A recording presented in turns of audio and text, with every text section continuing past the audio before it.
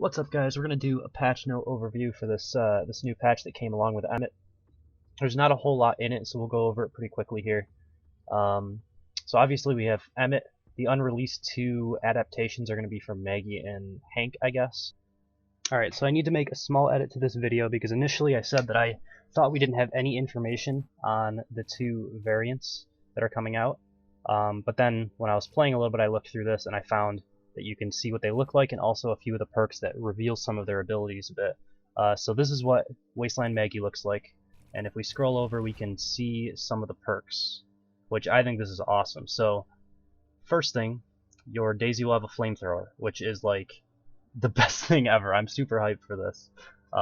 Daisy actually being able to deal damage. For me, I don't really use Daisy when I'm tracking that often. Once in a while when I lose tracks, I'll just get a good direction sense. But then, because you have to always be behind Daisy, it doesn't really work out. Like, I like to get in front of the monster rather than always be behind the monster. So having Daisy be able to do something combat-wise during the dome is really cool.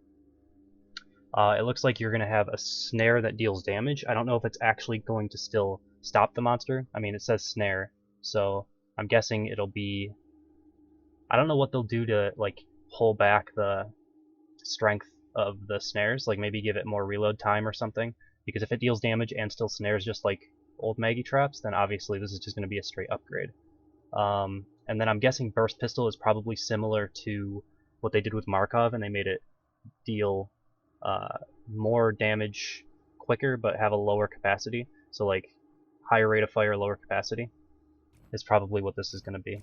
And then I think that's it for this. Is there any awards stuff that we can look through? I don't think there's anything specific in here that you can really see. Let's see if there's anything about Hank. I know we'll at least be able to look at him, but I haven't looked through his...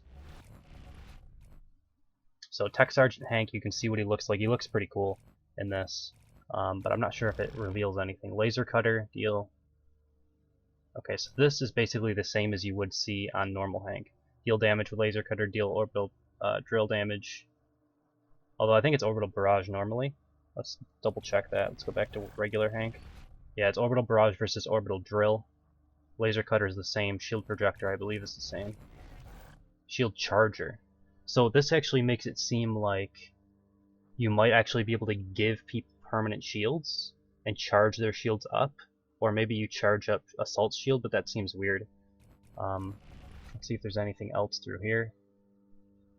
Fill hunter shields with 1000 energy. So it looks like every hunter might have a shield, and you can fill it with energy throughout the fight, which seems kind of overpowered to me, but I'm not sure. Maybe it'll be easier to burn through as the monster, and the fact that you have an AoE kind of shield rather than a single target, it's got to be weaker for the single person, and you're usually trying to focus one person, which usually it's support, so I guess it doesn't matter that much anyway, because shields are, I think, kind of overpowered in general. So I'm not sure what's going to be different with the orbital drill versus orbital barrage. Maybe it's just going to be kind of like a laser beam that comes down and drills rather than a lot of different bolts. So if you land directly on it, maybe you deal more damage than if you would if it's like just one of the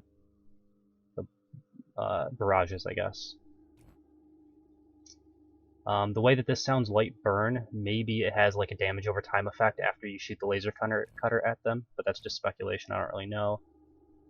And I think that's basically all we can see. So that's a little bit more information than I had before. We obviously don't know anything for certain, but I doubt that they put this stuff in maybe just to tease us, but I doubt it. So we can at least get a decent idea of how these guys are going to play. I think Maggie is going to be really fun. I could see myself playing a lot of Maggie, considering I am a Trapper kind of main to begin with.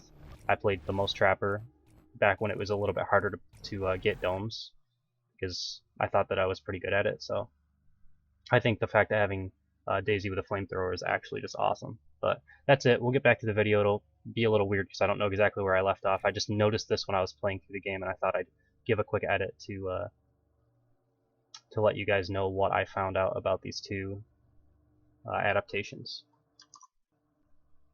Some changes to colorblind mode. Now supports in-game outlines. I guess that's good.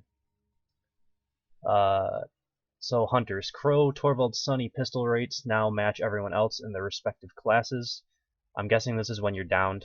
It's not going to be that big of a deal, but I guess some of them were firing faster or slower or something. I never really noticed it because how often are you down and actually relying on that damage? It happens every once in a while where the monster's low enough and you have like 1 or 2 people left alive and it's a really, really close game. And those couple pistol shots might make the difference. But it's pretty infrequent. Added audio for incapacitated dropship respawn prompt. So I guess they added this because E.M.E.T has that ability that allows him to like teleport people in quicker. Fixed a bug where AI would still be assigned perks after disabling them in-game. Alright, I don't really play with AI all that much, but for people who play AI stuff, that might matter. Torvald. So there's another silly change to Torvald. Every single patch that I read through, Torvald always has these little bits of changes to his mortar cannon. So his fire rate has been reduced to 300 rounds per minute instead of 350. I guess it's okay. I did have a feeling that Torvald was pretty strong in the current meta when used with Jack, but I don't think this is really going to change that. Maybe you'll be able to escape 1 or 2 extra mortar shots when Jack is like trying to like pin you from going a certain direction, but it is outplayable, so in some sense you can go the opposite direction of Jack and he can't really stop you. It's a really good way of relieving pressure on whatever teammate you're trying to down at the time. Sunny, capacity reduced to match Hank's shield at 730. It was 800. Not going to be the biggest difference, but I believe Hank's shield is balanced around Goliath's rock throw. So one rock throw should be able to get through the entire capacity of the shield drone now, whereas it would be like a rock throw plus an auto attack or something. Minimum energy to start shielding increased to 365 was 200. This is going to be a lot bigger of a change. So now, as the monster player, when you kill a drone, you have a longer period of time before it'll start shielding again. But if you can't get the down by the time that it starts shielding, you're going to have to go and switch and kill that shield drone, because now it's going to be shielding for almost double the amount it was before, but it's going to take a lot longer for it to charge up to that point. Or I guess it won't take longer to charge up to that point, but it'll take longer to start shielding in general. So I like this change because I was having some trouble where Sunny's got really good at, as soon as you destroy the shield generator, the shield drone rather, they would circle back around when you turned around to look for someone to target and put it in the exact same spot. And for me, I never went back and looked at that spot during the fight. Like, it just didn't occur to me that something would be there because I had already destroyed it at the first point. I don't know. That bothered me one game where I actually lost the game because of that. And rewatching the game, I realized that was my issue. So I'm probably going to be better at it against Sunny's in the future, but I think it's a good change. I think Sunny was in a class of her own in terms of supports. Rogue Val Poison Gun decreased damage to 22.5. It was 30. So it's going to make it a little bit worse for Rogue Val. I do think she was a straight upgrade to Val in general. The Tranks are pretty useful though, and I would say that Val is just as good of a choice, if not a better choice than Rogue Val now. Rogue Val's still going to do a little bit more damage and have a bit more AoE healing. Regular Val, I think, will still have the highest single target healing in the game, possibly. I still like the utility that Rogue Val brings to the game, where the monster kind of has to focus down Rogue Val in order to burn out her heal burst so that AoE healing isn't going on, or has to just try to like deal with the support like they would normally, but deal with that extra healing that you might not get if you line of sight someone. So it's something that I always think about when I'm going into a match against Rogue Val is, should I go for this or should I go for the defensive support? And it's kind of like a toss-up in my brain. I feel like sometimes I'll go for Rogue Val if she's overly exposed, and sometimes I'll still go for the support, but it is some neat utility that you can kind of relieve pressure off the support in that way. Fixed a bug that prevented arc mines from dealing multiple instances of damage in a short period of time. I'm guessing that if they're in a row and a monster for some reason walks through all of them, maybe a couple of them didn't proc or something. That's the bug. Alright, so let's get into some monster stuff. Sneak audible range made consistent for all monsters. I think this is for Wraith specifically, but really Wraith doesn't have the highest sound in the game, but I think that Wraith, if she was sneaking, you could not hear her 100%. The only way to hear Wraith when she was sneaking is when she was smelling for you, and you were close enough to hear the smell. I don't think this is going to be the biggest change, though, because I haven't even gotten good at hearing Wraith when she isn't sneaking. And for the most part, I don't hear people when they're sneaking. There's a little bit of a screen shake that you can see when you're close enough to hear them, and I think that's a little bit more noticeable than the actual audio. But maybe it's just because a lot of the games that I'm playing Hunter, I'm talking and like I'm not really paying attention to those really subtle sounds. I've gotten good at like hearing spotters and stuff like that, but that's kind of it. So there's actually been some buffs to Kraken, which I'm pretty surprised about. I still feel like um, Kraken is probably one of the strongest monsters. I know that some of the pro level games, at least a little bit that I've been watching, I haven't watched super recently, but I know they were picking Goliath for a while over Kraken. But I don't think Kraken was really in a bad spot. But either way, we get some increases to its damage at stage 2 and 3 across heavy melee attack, light melee, and melee projectiles. So when you're up in the air, they're not big changes, but they are there. You know, only 3 points at light melee, 100 points. It's not that big of a deal, but it is there. And then lightning strike, this is a bit bigger. So now your max radius is increased by 1 at each stage, which is pretty huge. That's going to make lightning strike a lot easier to hit. Banshee, the homing speed increased to 10. It was 8. This has never been changed at all, so I'm not sure what this means. Is it the speed of the actual projectile movement, or is it like when it changes directions and it's more accurate now? I don't really know what that means, so I'll have to test it in game to see how they feel. And then the active duration of the mine has been increased to 5, was 4. I think that's a buff. Is that how long they remain active on the map, or I think it's how long they actually continue to home before they like stop and detonate themselves. I don't know exactly what this means either, but I think this is a buff to Banshee mines overall.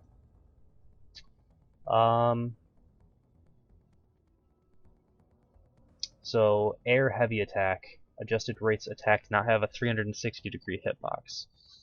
So I always thought that it was only 360 degrees when Wraith was in Supernova. I guess there's some weird thing where it's like when you're in the air and doing a heavy attack, it's 360 degrees. I don't know. I don't think, maybe this is going to be more noticeable than I'm giving it credit for, because it's not something that I really am thinking about of what's behind me when I'm targeting someone.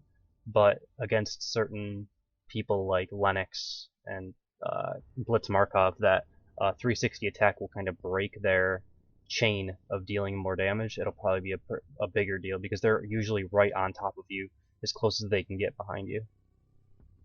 Some Gorgon changes which were needed, but I don't see anything about what is that ability that I never use. You guys know what I'm talking about. But there is a change to Spider Traps. Level 3 used to be dealing less damage than level 2.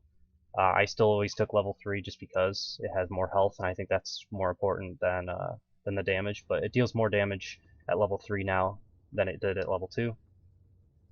Sound effects adjusted for gameplay clarity. I'm not sure what this is going to mean. I haven't played against or as Gorgon yet since the patch came out. Bugs. Fixed a bug that would cause Gorgon to continuously teleport while airborne from Hunter's perspective. This is probably the biggest annoyance on the Hunter side, and why I kind of feel bad when I was playing Gorgon against Hunters. I think this is going to actually cause Gorgon's win rate to drop. Not super significantly, but she was the highest win rate, and I think she's going to fall in line with everything else, maybe slightly under the other monsters. I think she could easily fall under Kraken, because I don't think Kraken really needed buffs. I think Kraken will take a pretty big jump in their win rate. I might even start playing Kraken again, to be honest. A little bit. I still like Gorgon. It's still my favorite monster, because it's new, it's fresh, and it's fun to play. And I think there's a really high skill gap on it. Behemoth, the roll traversal was increased in its audible range. I don't really play Behemoth because I guess I'm really bad at it. Oh, there it is, Mimic. Was there anything? It's consoles only, that's why I skipped over it. Previously hotfixed applies for a fix when Gorgon will fall through the world after using Mimic. Yeah, I think there's something that's needed for Mimic to make it usable against decent teams. Like anything above the absolute worst of players that won't shoot it after you're going after them. I did get a little bit better at using it just by by using it against bots, I feel like I could probably use it a bit better against people now. Because I wanted to elite Gorgon, so what I did is I played a couple of bot games just to get Mimic up to where my other abilities were, because I never use it against players. And I learned some things like it'll automatically detonate if you wait long enough before you start to traverse towards people. So at least that way you don't have to worry about detonating it too early or too late. You just kind of let them kill it and hope that you get close enough. And that was working really well against bots, but I'm not sure if it'll work good against people. So I think I will take a game or two with Mimic and just see if I can make use of it. I have to like think about it and figure out where in my build I would put it. But either this week or next week when I get some time to play Monster, I will give it some thought and figure out if I can use Mimic in a build somehow. Figure out what I can give up to get 3 points in the Mimic, because I think the health that you need from Mimic, you're going to need at least 3 points in it to make it useful. But when I was playing with it before, it was getting me almost no damage and just auto losing me games. So I'll think about it. I'm thinking like Acid Spray is probably at least losing 1 or 2 points. Web maybe.